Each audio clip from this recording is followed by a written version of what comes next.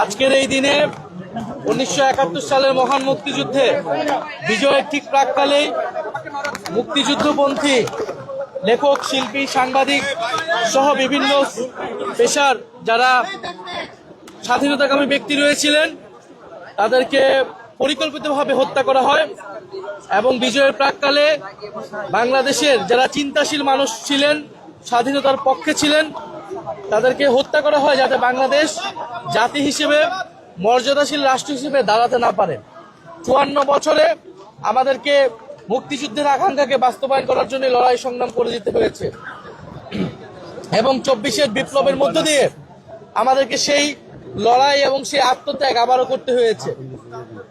বাংলাদেশের প্রতিটি লড়াই বুদ্ধিজীবীদের একটি শ্রেণী যেমন সবসময় পক্ষে ছিল, আবার অপর শ্রেণীর বিপক্ষে ছিল। আমরা দেখেছি এই আওয়ামী লীগের সময়ও আওয়ামীপন্থী কিছু বুদ্ধিজীবী, সুশীল কিছু বুদ্ধিজীবী তারা বিভিন্ন নামে তারা আওয়ামী লীগের মতাদর্শ উৎপাদন করে গিয়েছে এবং ফ্যাসিবাদের পক্ষে সম্মতি তৈরি করেছে এবং আমরা এই সময়ও সেটা দেখতে পাচ্ছি। 5ই আগস্টের পরেও বুদ্ধিজীবীর নাম করে 5ই আগস্টের বিরুদ্ধে, জুলাইয়ের বিপক্ষে এবং গণহত্যার পক্ষে সম্মতি তৈরি করে যাচ্ছে। কিন্তু আমরা মনে করি জনগণের পক্ষের বুদ্ধিজীবীরা সবসময় ছিলেন, এখনো আছেন, তারা কথা বলবেন এবং বাংলাদেশের যে চিন্তার স্বাধীনতা, সাংস্কৃতিক স্বাধীনতা, সেই স্বাধীনতার লড়াই ছাড়া আমাদের রাজনৈতিক স্বাধীনতা অপূর্ণ। আমরা এই বুদ্ধিজীবী দিবসে আজকে শ্রদ্ধার সাথে স্মরণ করছি যাতে সেই সূর্য সন্তানদের আমরা ধারণ করতে চাই তাদের আকাঙ্ক্ষাকে, এবং আমরা চাই এই সময়ের রাজনীতিবিদ বুদ্ধিজীবীরা সেই আকাঙ্ক্ষাকে ধারণ করে 71, 24 এবং 47-এর আমাদের যে ঐতিহাসিক লড়াইগুলো ছিল সেই লড়াইগুলোকে ধারণ করে আমরা বাংলাদেশ রাষ্ট্রকে একটা আত্মমর্যাদাশীল জাতি হিসেবে আমরা গড়ে তুলতে পারবো। আমরা দেখেছি যে নির্বাচনে যে ঘনিয়ে আসছে ততই মনে আতঙ্ক তৈরি করা হচ্ছে, সেই বিষয়গুলো থেকে সরকারের কোনো পদক্ষেপ আশ্বস্ত করতে পারছে কিনা? নিচে আছে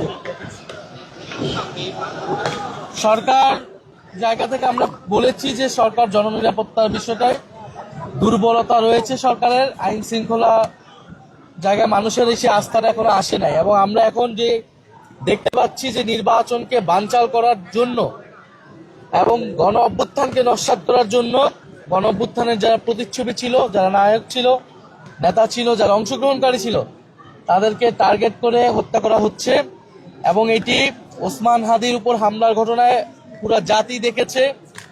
ওসমান হাদিকে যারা হত্যা চেষ্টায় লিপ্ত ছিল তাদেরকে কিন্তু এখনো গ্রেফতার করা সম্ভব হয় নাই।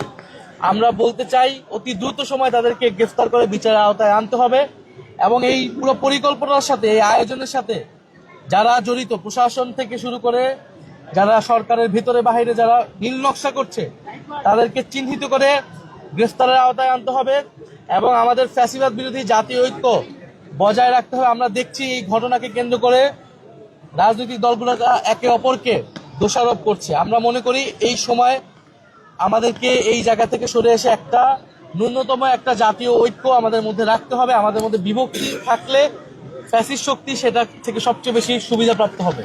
ফলে আমরা চাই যে নির্বাচনের সুষ্ঠু পরিবেশ বজায় রেখে আমরা এই যে গণতন্ত্রের যাত্রা, সেই যাত্রাকে অব্যাহত রাখতে চাই।